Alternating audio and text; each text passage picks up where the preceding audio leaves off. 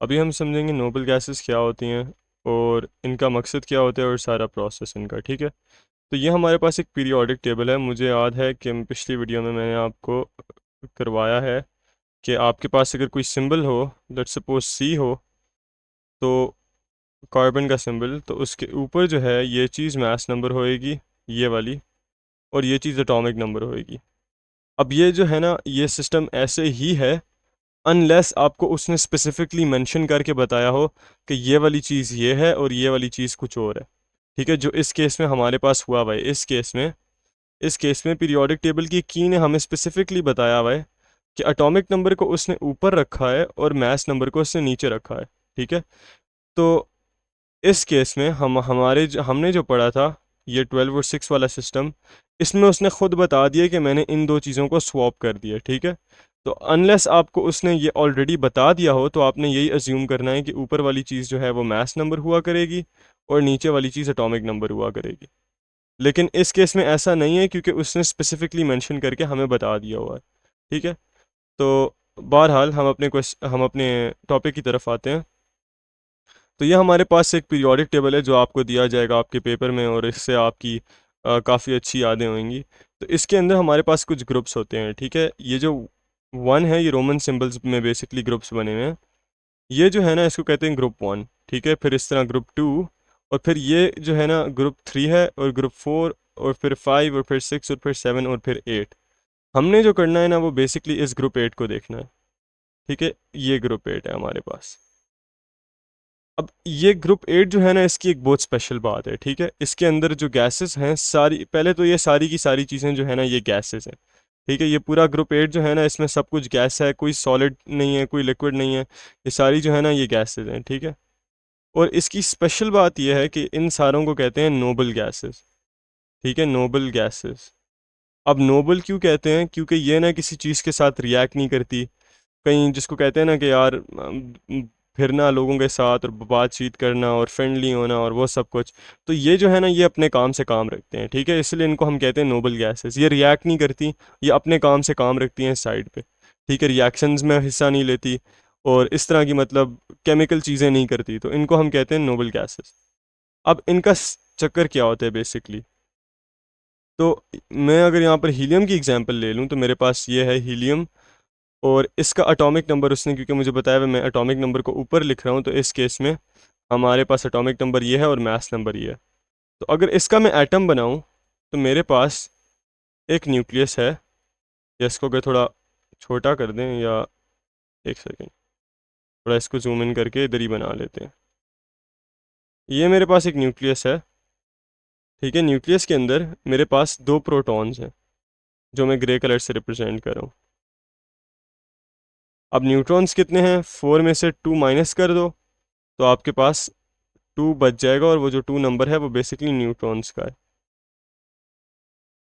अच्छा, अभी मैंने क्या किया, अभी मैंने बना दिया अपना पहला शेल, फर्स्ट शेल। अब मेरे पास ऑब्वियसली जितने प्रोटॉन्स हुआ करेंगे उतने ही इलेक्ट्रॉन्स हुआ करेंगे। तो पहला शेल बनाया और पहले शेल में कैपेसिटी भी दो इलेक्ट्रॉन्स की है, दो इलेक्ट्रॉन्स भर दिए। तो अब आप एक चीज़ नोटिस करें कि हमारे पहले शेल की जो हमने कैपेसिटी, जो हमने एक टेबल पढ़ा था जो हमें बेसिकली बता रहा था कि जो फर्स्ट शेल होता है, सेकंड शेल होता है और थर्ड शेल होता है, उनकी इलेक्ट्रॉन की कैपेसिटीज़ जो होती हैं वो 18, 8 और 2 होती हैं। तो आप देखें कि इस एटम ने ऑलरेडी 2 अचीव कर लिया। इसको तो आयन बनने की कोई ज़रूरत ही नहीं है, इसको तो कोई इलेक्ट्रॉन्स देने लेने की ज़रूरत ही नहीं है। इसने तो ऑलरेडी जो है ना वो एक स्टेबल इलेक्ट्रॉनिक कन्फिग्रेशन अचीव की हुई है, ठीक है। तो ये हीलियम का चक्कर हो गया। अब ज़रा नीचे देखते हैं नियोन को, ठीक है। ये हमारे पास नियोन है, नियोन को देखते हैं। तो नियोन का न्यूक्लियस बना लेते हैं। नियोन के पास जो है ना वो बेसिकली 10 प्रोटॉन्स हैं, ठीक है। और न्यूट्रॉन्स फाइंड करने हैं तो उनमें से 20 में से 10 माइनस कर देते हैं और हमारे पास न्यूट्रॉन्स आ जाएंगे, वो 10 होंगे। अच्छा, अब 10 प्रोटॉन्स आ गए, 10 न्यूट्रॉन्स आ गए। अब बना लेते हैं अपना पहला शेल, और हमें पता है कि जितने प्रोटॉन्स होते हैं उतने ही इलेक्ट्रॉन्स होते हैं एक एटम के अंदर, तो इसका मतलब है 10 इलेक्ट्रॉन्स होंगे। तो पहले शेल में तो दो आ जाएंगे इलेक्ट्रॉन्स, पीछे रह गए 8, दूसरा शेल बनाया तो दूसरे शेल की कैपेसिटी थी 8 की। अच्छा, अब आप यहाँ पर एक चीज़ नोटिस करें कि जो नियॉन है ना, उसने भी अपनी इलेक्ट्रॉनिक कन्फिग्रेशन गेन कर ली। जिस तरह हीलियम ने की थी अपनी, उसी तरह यहाँ पर हमारे पास नियॉन की भी इलेक्ट्रॉनिक कन्फिग्रेशन अचीव हुई हुई है, और उसका जो सेकंड शेल है, जो आउटर मोस्ट शेल है, वो जो है वो स्टेबल इलेक्ट्रॉनिक कन्फिग्रेशन के ऊपर है। तो इसका मतलब इसको भी इलेक्ट्रॉन लेने देने की कोई ज़रूरत नहीं है, क्योंकि इसने तो already stable electronic configuration achieve की हुई है। तो इन सारी ये जो गैसेस हैं, इन सारों की ये कहानी है, ठीक है। इन सारों के जो शेल्स हैं, बेसिकली जो आउटर शेल्स हैं, वो ऑलरेडी अपनी स्टेबल इलेक्ट्रॉनिक कन्फिग्रेशंस के ऊपर हैं। तो उसकी वजह से ना ये इलेक्ट्रॉन्स लेते हैं और ना ये इलेक्ट्रॉन्स देते हैं। तो ऑब्वियसली जब इलेक्ट्रॉन का एक्सचेंज नहीं होएगा तो इनका ज़ाहिर बात है दूसरे एटम्स के साथ या दूसरे पार्टिकल्स के साथ इंटरेक्शन भी नहीं होएगा, क्योंकि इंटरेक्शन का मकसद ही ये होता है कि जो एटम्स हैं वो बेसिकली अपने शेल्स के अंदर, ये जो इनके शेल्स होते हैं, रिंग्स होती हैं, इनके अंदर स्टेबल इलेक्ट्रॉनिक कन्फिग्रेशन हासिल कर सकें। उनका बेसिकली मकसद ही यही होता है। तो इनको तो वो मकसद पूरा करने की ज़रूरत ही नहीं है, क्योंकि इनका मकसद ऑलरेडी से पूरा हुआ हुआ है। तो इसलिए ये क्या करते हैं, ये रिएक्टिव नहीं होते, ये रिएक्ट नहीं करते किसी और चीज़ के साथ। और यही रीज़न है कि ये सारी चीज़ें रिएक्ट नहीं करती, और ये बाकी का पूरा पीरियोडिक टेबल जो है, ये एक दूसरे से रिएक्ट करता है, और हमारे पास डिफरेंट कंपाउंड्स आते हैं और डिफरेंट आयन्स आते हैं और डिफरेंट चीज़ें आती हैं और डिफरेंट सब्सटेंसेस आते हैं।